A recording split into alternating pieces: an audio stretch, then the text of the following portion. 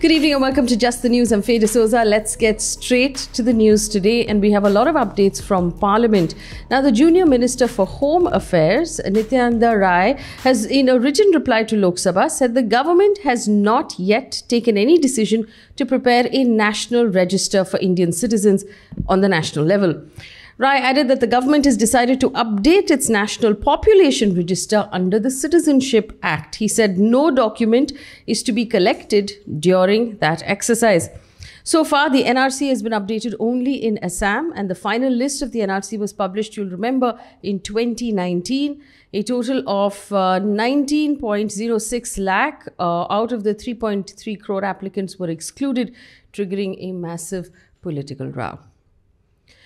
The Junior Minister for Home Affairs, again in a written reply to Lok Sabha, said that only 2 people who are non-locals have bought property or purchased property in Jammu and Kashmir since August 2019, when Article 370 was abrogated and the special status of the state was removed. Now, Mr. Rai has said, and I quote, "As per the information provided by the government of Jammu and Kashmir, 2 persons from outside Jammu and Kashmir have purchased 2 properties in the Union Territory of Jammu and Kashmir since August 2019. When asked whether there was any hardship or impediment that was being faced by the government or people from other states while buying property in Jammu and Kashmir, Mr. Rai said that no such instance has been reported to the government. Remember, the central government in August 2019 abrogated Article 370, which had given special status to the erstwhile state of Jammu and Kashmir, bifurcated the state into 2 union territories. And at that point, one of the rules that changed were that people from outside of the state could go in and buy property in the state. Apparently, even after making that change, there were only 2 people who took up that offer. Parliament members cutting across party lines on Tuesday voiced support for a constitution amendment bill that restores the state government's power to make their own OBC lists within their own states. For the first time since the monsoon session began, Lok Sabha witnessed some debate in some orderly manner as opposition parties put aside their protests on Pegasus on hold. Now, during the debate on the Constitution 127th Amendment Bill 2021, several opposition leaders, including the Congress, demanded a removal of the 50% cap on reservations, while the government underlined its commitment to social justice. The bill seeks to restore the state's power to make their own OBC lists. It also seeks to reverse the recent Supreme Court verdict and give power back to the state governments and union territories to notify their own respective lists. The objective is to, and I quote, adequately clarify that states and union territories are empowered to prepare and maintain their own lists of socially and educationally backward classes, end quote. The Supreme Court today told petitioners in the Pegasus case that they must have faith in the system and not take part in parallel social media debates when the case is being heard in the Supreme Court. The Chief Justice said, and I quote, "Why have parallel debates? Whatever you are saying in the media, whatever queries that are to be answered, once you come to this court, we expect the debate to take place here, and we expect that the government will answer questions we put to them," end quote. The court also postponed the hearings until Monday after the Solicitor General, which is the lawyer who represents the Government of India, Mr. Tushar Mehta, asked for more time to be able to read and respond to the petitions. Remember, the Pegasus scandal was broken by The Wire in India, along with 16 other news organizations across the world, that released a list of phone numbers that are possible targets for Pegasus snooping software, the most intrusive software available in the world. Many politicians, sitting members of government, ministers in government, journalists, judges, and political strategists were on that list, causing quite an uproar. In other news, following the inflammatory sloganing in Delhi's Jantar Mantar on Sunday, the Delhi police has now made 6 arrests. These people arrested have been identified as, first of all, lawyer and BJP member Ashwini Upadhyay, who was apparently the organizer of the event, Vinod Sharma, Deepak Singh, Vinit Kranti, Preet Singh, and one Deepak. The rally was called by Upadhyay. It had hundreds of people in attendance, and it was meant to be a Bharat Jodo movement. The rally sought to repeal colonial-era laws and to make uniform laws for all citizens across India. However, a video then surfaced on social media where people were calling for genocide of Indian Muslims. Upadhyay had, however, distanced himself from those slogans, saying that his event ended by 12 in the afternoon and the slogans that were raised began at about 5 p.m. In Jharkhand, the police have allegedly Lathi charged school students in Dhanbad who were protesting because they were unhappy with the board examination results of the class 10 and 12. There were many girls among the students who were Lathi charged. They were demanding a reconsideration over their performances. According to ANI, the state education minister has said, and I quote, "There's a well-established procedure for reassessment. If any unsuccessful student wants to pass the exam, he or she should approach the grievance cell. As far as the Lathi charge is concerned, the Dhanbad DC has constituted an inquiry." End quote. And on to updates from COVID right now. India reported 28,204 new COVID cases in the last 24 hours. This is good news because it had climbed up to 40,000, come back to the mid 30,000. So 28 is a good number. This is also the lowest we have reported in the last 147 days. Hopefully, we'll stay in this area. Kerala, in the meantime, reported 21,119 fresh COVID cases in the last 24 hours. The Health Ministry says that Kerala has reported 51% total COVID cases recorded in India in the past 7 days. Now, we've done 2 conversations that are available on our YouTube page with 2 public health and virus experts, Dr. Shahid Jamil and Professor Dr. Srinath Reddy. Both of these doctors have said that while Kerala is reporting a large number of cases, the number of the severity and the deaths in these cases is very, very low, which is an indicator that Kerala has managed to keep this under control. It's a longer, more detailed explanation, and I do encourage you to listen to both of these experts. The Union Health Minister Mansukh Mandavia has announced this weekend that India has approved Johnson & Johnson's single-dose COVID vaccine for emergency use in India. This is the 5th vaccine that we have approved altogether and the 2nd foreign vaccine that's been approved after Russia's Sputnik V.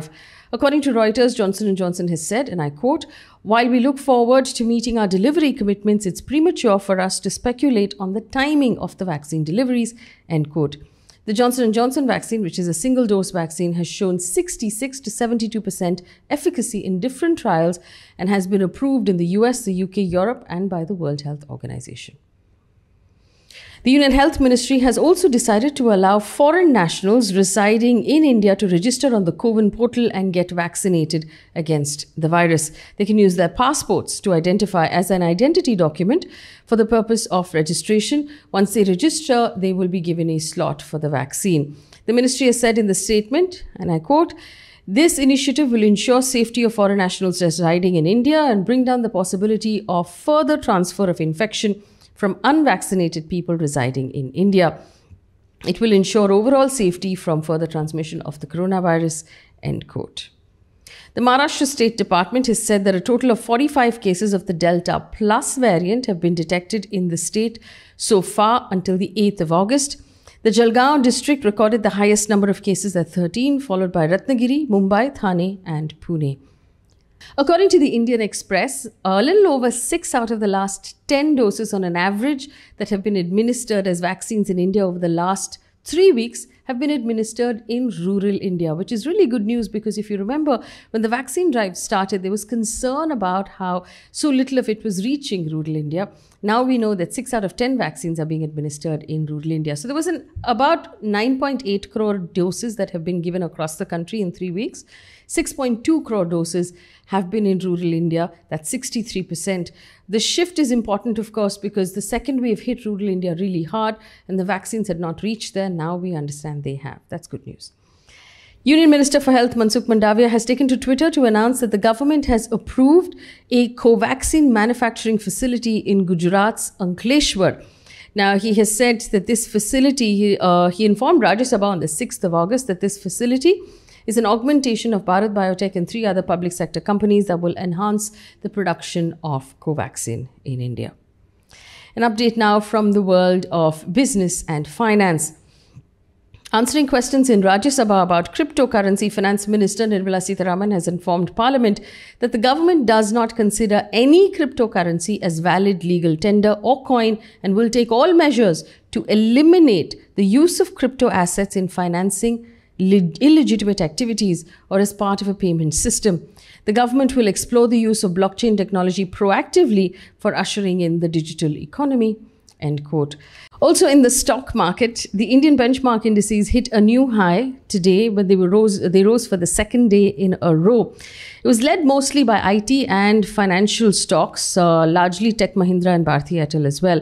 Bharti Airtel did remarkably well today. The Sensex hit a record high during the day of 54,779.6. It then corrected about 471 points and ended the day at 54,555 level. The Nifty shut shop at 16,280, but it also hit a new high of a lifetime at 16,359 during the day. News coming in now from across the world. Canada has decided to extend its ban on passenger flights from India up to September 21 due to COVID. Now, the ban, remember, was first brought in April. Indians can arrive in Canada through the indirect route right now. Indian travelers will have to go to a third country, get themselves tested or quarantined, and then go to Canada. Terrible news again on wildfires in Greece and in Turkey. 2,000 people have had to be evacuated from the Greek island of Evia. These wildfires have been caused by heat waves and destroyed thousands of hectares of land and homes. The temperature in Greece has now risen to 45 degrees Celsius. Remember, just yesterday, the United Nations Intergovernmental Panel on Climate Change released its 6th assessment report. The UN Secretary General Antonio Guterres said that this report is a code red for humanity. An update now from the world of science and technology. More bad news on the climate change front. NASA, according to a report by NASA, several Indian cities, including Mumbai, will be underwater by the year 2100. Now, this is 79 years from now. The other cities in the list included Mangalore, Cochin, Visakhapatnam, Chennai and Tuticorin. Now, this was a report NASA put out about rising sea levels and the cities that will be submerged over the next century. It was a report specifically about the whole world, but I'm only telling you about India. It was a large report.